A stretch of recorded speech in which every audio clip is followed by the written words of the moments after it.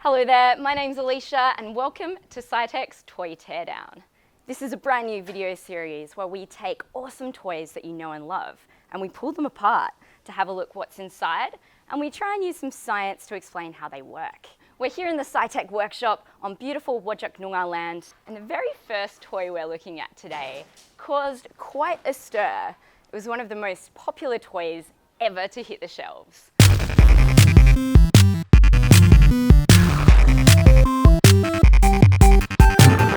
This toy came out in 1996, and when it did, it caused absolute hysteria. I think they created about 400,000 units of it originally, and by 2 months, by Christmas, they'd sold 2 million of them. There were stampedes in the shops of eager shoppers frantically trying to get their hands on this toy. There was even an underground crime syndicate who got their hands on a bunch of these and were selling them on the black market for thousands and thousands of dollars. One of them hit auction for about $13,000, which is wild for a toy. So we thought our very first toy teardown, we'd make it none other than the infamous Tickle Me... It's none other than Tickle Me Elmo. Now, I don't know how you feel about Elmo, but Elmo has never been my favourite Sesame Street character. I don't know why. He's just a bit much. So let's have a look at how Elmo works. So Elmo has got quite a few points of contact, which will set off his hysterical laughing. We've got his hand here, which is a little button here in his hand. We've got another button here in his feet.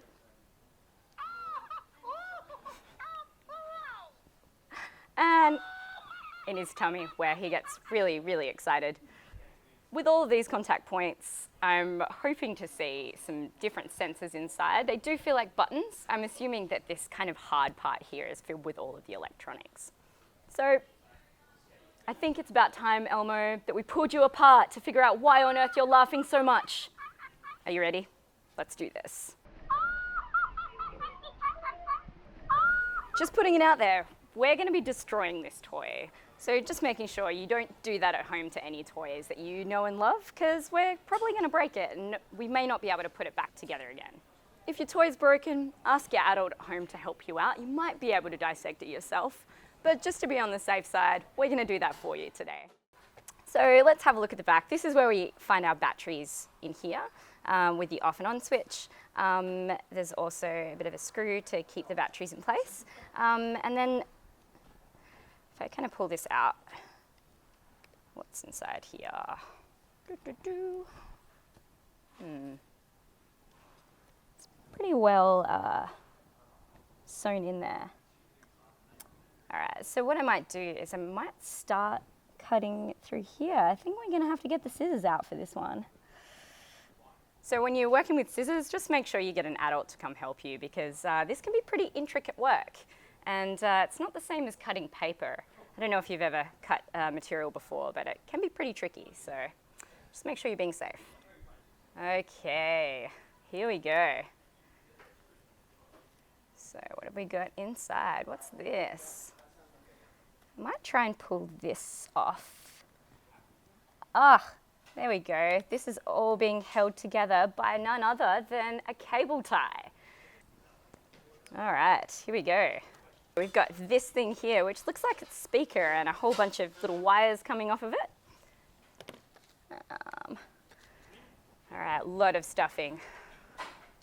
So much stuffing.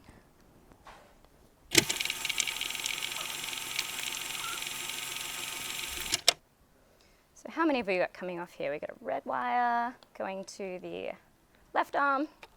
We've got a white wire going to the right arm.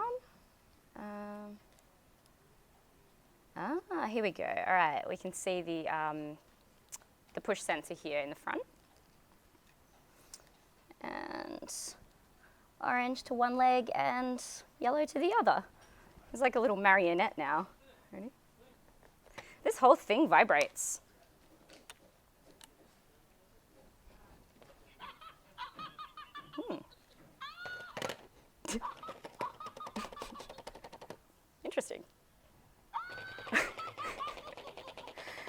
So this whole thing is vibrating so much. It's actually moving off the table, which is actually more than I thought it would be. I was kind of assuming it to just be a little bit like a phone vibration motor. I've actually never seen a vibration motor like this before, and I wonder what's actually making it work inside. So if I look quite carefully, it looks like something is just moving around in kind of like if you imagine, all right, I'm going to turn that off for now. So it kind of looks like there's something moving around the inside. So if you've ever seen those motorcyclists around a cage, it sort of looks like that. So I'm definitely going to open this up if I can and see what it looks like inside. Until then, I'm just going to chop his limbs a little bit so I can pull out all of the different sensors and we can play with those. I'm sorry, Elmo.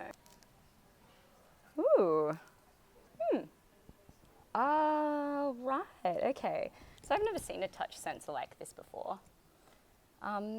It's got a bit of a metallic, kind of looks like bronze alfoil. Okay, so this isn't a button. This is obviously some kind of touch sensor. And I'm assuming that touching the metallic surface will set it off.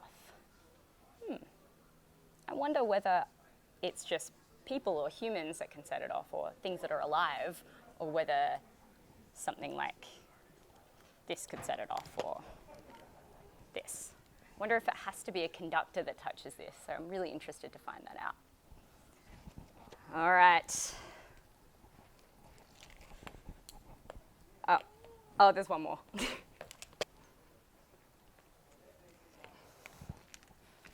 Yay! So it turns out that Tickle Me Elmo actually just looks like a creepy, futuristic octopus.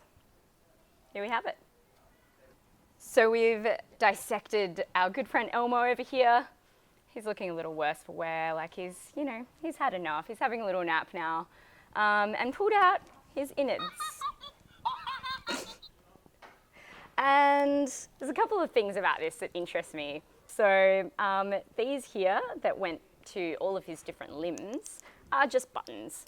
These go into what seems to be just a central processor with a speaker inside. Pretty interesting. Press the button completes the circuit, and it sets off one of many of Elmo's reactions. This one here really interests me because of the shiny looking metallic part at the front. So this was in Elmo's belly, and when you touch it, it sets off the reaction. But wrong setting. So what really interested me about this is the fact that it's got a shiny part that kind of looks like aluminium foil, right? So I wondered maybe the touch is actually completing a circuit. So when I touch it, the circuit is complete, right? Which sets off the motion inside. But it also works with this object. I suppose that's kind of a circuit as well. This is filled with water. I don't know if it's a conductor. We can try.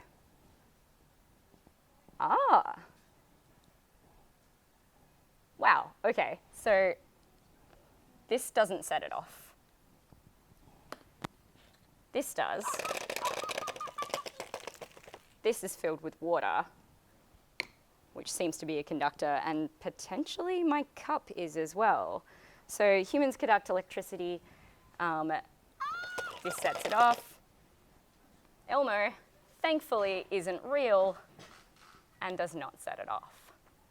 That's pretty cool.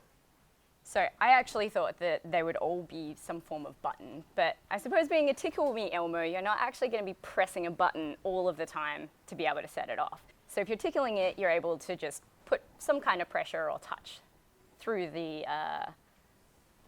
toy, and that seems to be like you're tickling it. Pretty interesting. This little guy has a lot of interesting tech inside. All right, so let's have a look at this thing, which is causing a lot of the ruckus happening. So there's clearly a speaker in there. There's also what looks like a DC motor, which just turns round and round and round. I believe that that's attached in the middle, and when we set it off, there's a heavy object attached to the DC motor that just spins around the inside of this shell, causing it to put force in lots of different directions. So as it puts force in one direction, the little shell moves in that direction, causing this to seem like it is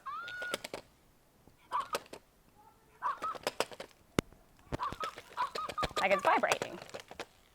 So I'm actually just going to pull this apart and have a look inside, because so far I think it's a DC motor inside, but I'm not entirely sure.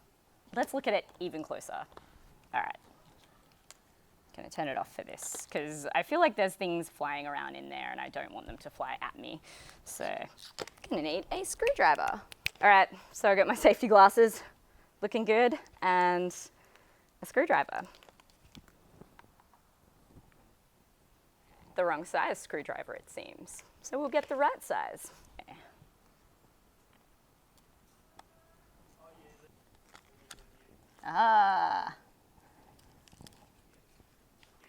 Right, okay. So what we've got here is we've got a DC motor, which is spinning this thing around it, which is quite heavy. It's like a weight. So as this spins from that central point, it puts force in various directions, causing it to wobble. If it's held nice and tight, it will wobble less. If I don't hold it very tight at all, it's going to wobble completely, quite a lot more. See? Science. There's a term for this. I think it's centrifugal force, but I'm not entirely sure. So I'm going to call my friend Laura and see if she can help me out. She's a Scitech presenter and she studied physics. So we'll see what she has to say about this. Hi. I've never thought about how one of these works before. Alyshia called it centrifugal force. It's actually called centripetal force. And rather than a force outwards, it's actually a force inwards. So as this moves, there's a constant force towards the center of the circle, which is the centripetal force. But because it has mass on the end and because it's moving, it has sort of this inclination to always come outwards, which we call inertia. So because of that inertia, it feels like it's pushing outwards. And as it goes round, because it's so heavy on this side, it's unbalanced. And that, I think, is what's causing that tipping. Thank you so much, Laura, for helping us to explain the various physics behind this toy. There's so much technology and physics in here. We've got a circuit board where all of the wires connect to. You've got a transistor here and a switch. So the switch goes from off in the middle, which opens the circuit, and then on one side, closing the circuit, and on the other side, closing the circuit again. I wonder what this could have been used in the real world. I know centrifuges are used in science quite a bit. Also, I can think of a amusement ride that works using the same principle. Have you ever been on something called the gravitron? Sucks you to the back of the room and spins around really, really fast. Also, vibration motors are used in mobile phones, as well as one of my cat toys at home. You pull the tail and the thing pelts down the room and my cat chases after it. It was really, really fascinating having a look inside the Tickle Me Elmo. Turns out this toy was a little bit more than just a massive shopping sensation in 1996. There's been quite a few versions that have come out since then as well, which have more technology inside. Ones that can stand up and sit down and roll around. I'm really interested to see maybe what those ones look like as well. Maybe later in the series we can have a look at those. It's been a lot of fun pulling this toy apart, the Tickle Me Elmo.